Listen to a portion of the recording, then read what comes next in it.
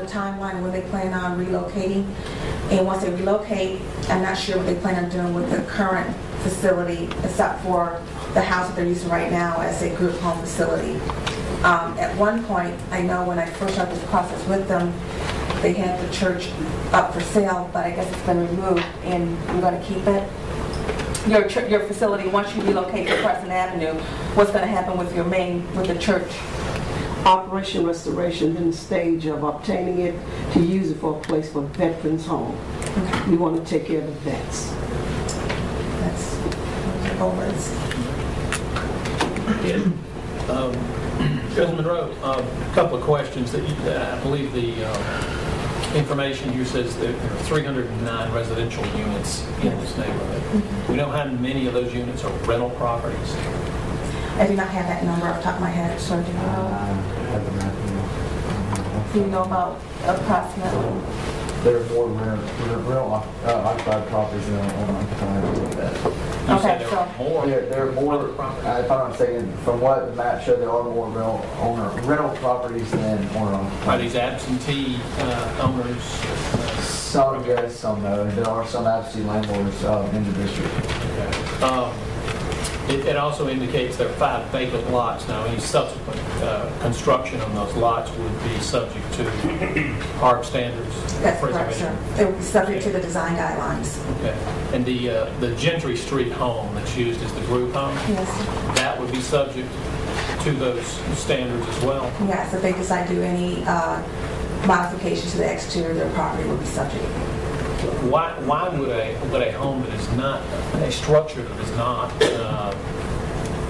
historic in terms of the age be subject to this? Well, the Beaumont area, the time period is from 1890 to 1920, but based on the National Park Service in terms of historical period of significance, it goes to 1960.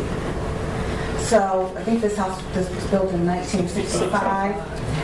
So what we would do is we would still look at, oops, it's not going backwards. There we go.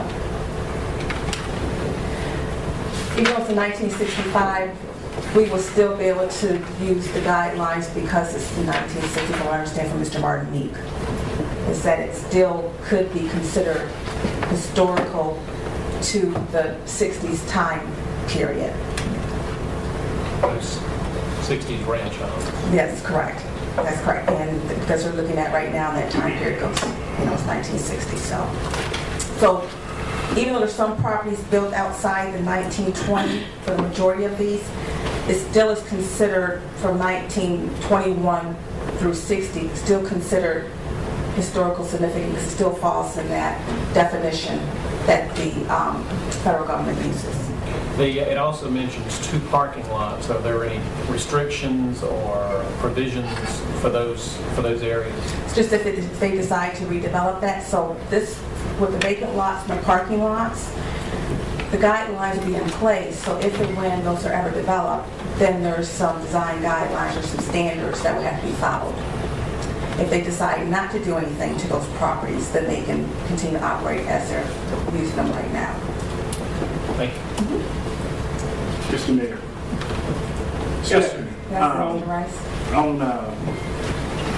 If they are granted the historic registry, how long does Beaumont stay in the registry? I mean, how long does this? This would be the local registry, not the national, and they can stay on as long as council keeps them on and not remove them. HARB could, I guess, come back and ask for council to consider removing them because of maybe a number of changes, but because of this protection, we feel that there should be no reason to ever remove them off, but just as council can vote to place them on the local register, council can vote to have it removed.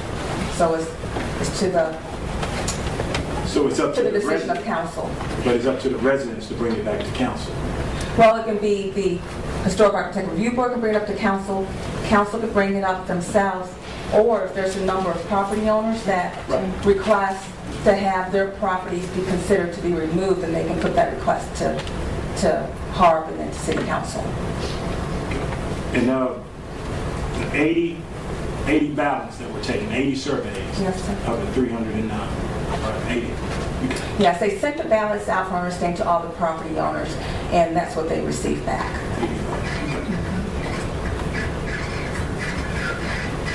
Let me ask you one question. Out of those 80 votes, 2 years ago, you had 50%, basically 40 people was in favor of it. Yes, sir. So how many renters you saved? 150 renters in there? I'm not going to give an exact number. I don't know off the top of my head, but we did have a map done at one time that showed the difference between renter-occupied properties to owner-occupied, but I don't feel comfortable sort of just giving you an exact number right now.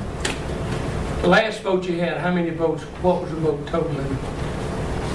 Well, the ballot that was done was all initiated by the Beaumont Village Neighborhood Association, and they did that in order to then move forward with asking the Historic Architect Review Board to consider placing their area on the pending list, and that was done in 2008. They haven't taken a ballot or a vote since then, because that requirement is based requirement from the zoning ordinance that require that prior to it being placed on the pending list, you have to have three. You either have to go through the neighborhood council or HARD makes that request. So that was done by the Homeowner Association in 2008. Any other questions? Another question pertaining to the rental property, Ms. Monroe. Yes, sir. If you've got an absentee owner, someone that lives in Illinois who owns this property, how can we compel them to comply with the provisions of a preservation area?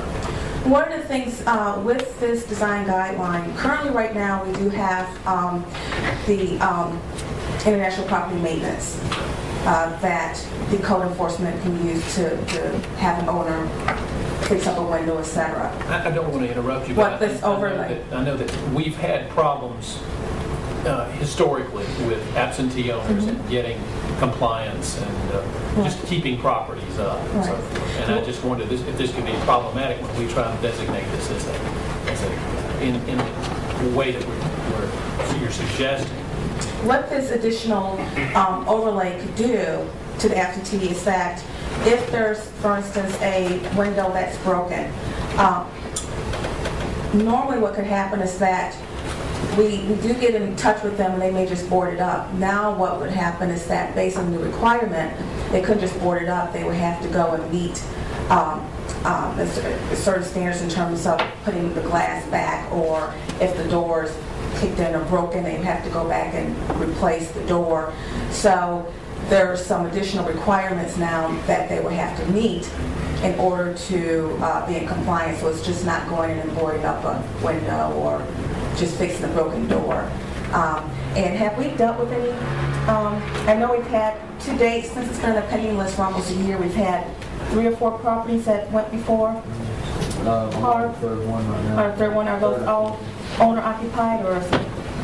They're all owner occupied. We've had 3 properties right now that's gone before, or working, 2 has gone before HARD, and our third one is coming up. But it will add that additional requirement to the absentee landlord. If something exterior to the house that needs to be fixed up, we can now say that we have guidelines in place that you have to comply with. So it will take a process, I think, just like Hampton Heights, in terms of scenario, in terms of absentee landlord.